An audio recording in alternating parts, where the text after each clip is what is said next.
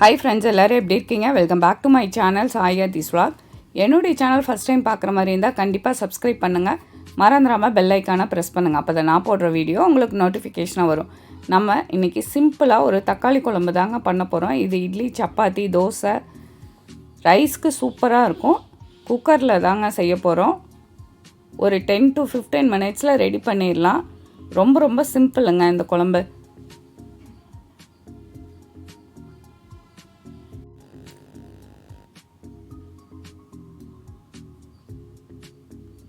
எண்ணெய் ஆட் பண்ணிக்கலாங்க. ஒரு அரை டேபிள் ஸ்பூனு கடுகு போட்டுக்கலாம். கடுகு பொரிஞ்சதுக்கப்புறம் நம்ம சின்ன வெங்காயமும் பூண்டு இதில் ஆட் பண்ணிக்கலாங்க.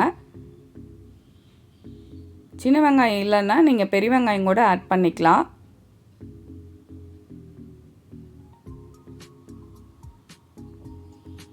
லைட்டாக வதக்கினா போதுங்க, ரொம்ப வதக்கணுங்கிற தேவையில்லை.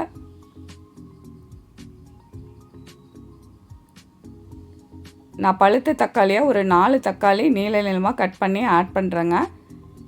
திரும்பவும் ஒரு 3 தக்காளி பல்ஸ் மோடில் போட்டு அதையும் ஆட் பண்ணிக்கலாம். அப்போ தான் குழம்பு டேஸ்ட்டாகவும் இருக்கும், திக்காகவும் இருக்கும், சூப்பராக இருக்குங்க சாப்பிட்றதுக்கு. இந்த குழம்பு ரைஸ்க்கு, இட்லி, தோசை, சப்பாத்திக்கு எல்லாத்துக்குமே சூப்பராக இருக்குங்க. தேவையான அளவு உப்பை ஆட் பண்ணிக்கிங்க. இதுக்கு நம்ம எந்த மசால் பொடியும் ஆட் பண்ணுறது இல்லைங்க. காரத்துக்கு மட்டும் சில்லி பவுடர் ஆட் பண்ணிக்கிங்க. உங்கள் காரத்துக்கு தகுந்த மாதிரி ஆட் பண்ணிக்கலாம். நல்லா மிக்ஸ் பண்ணி விட்டுட்டு லிட்டை போட்டு ஒரு 4 to 5 விசில் விட்டு எடுத்துக்கலாங்க.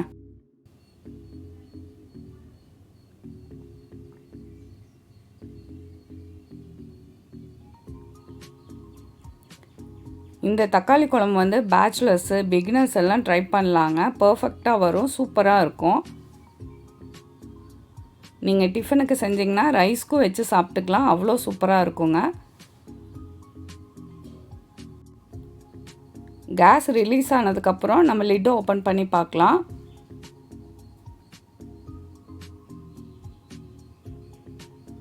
தக்காளி பாருங்கள் நல்லா வெந்திருக்கு.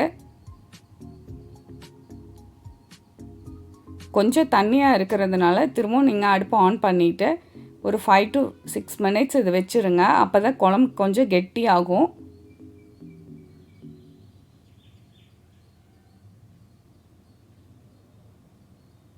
ஃபைனலாக கொத்தமல்லி எல்லாம் ஆட் பண்ணிவிட்டு நீங்கள் மத்து இருந்துச்சுன்னா நல்லா கடைஞ்சி விட்டுருங்க. பூண்டு, தக்காளி எல்லாம் தெரியாத அளவுக்கு நல்லா கடைஞ்சி விட்டுறலாம்.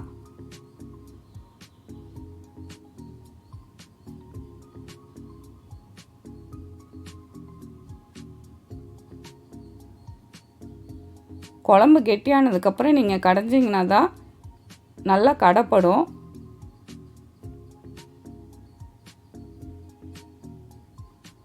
பாருங்கள், இப்போ குழம்பும் கொஞ்சம் கெட்டியாயிருச்சு. இப்படி இருந்தால் தான் ரைஸ்க்கு, இட்லி, தோசை எல்லாத்துக்குமே சூப்பராக இருக்குங்க.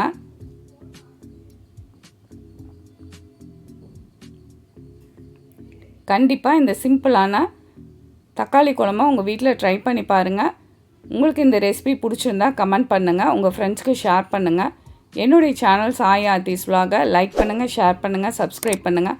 மறந்துடாமல் பெல் ஐக்கானை ப்ரெஸ் பண்ணுங்கள். அப்போ தான் நான் போடுற வீடியோ உங்களுக்கு நோட்டிஃபிகேஷனாக வரும். Thank you so much. Have a good day.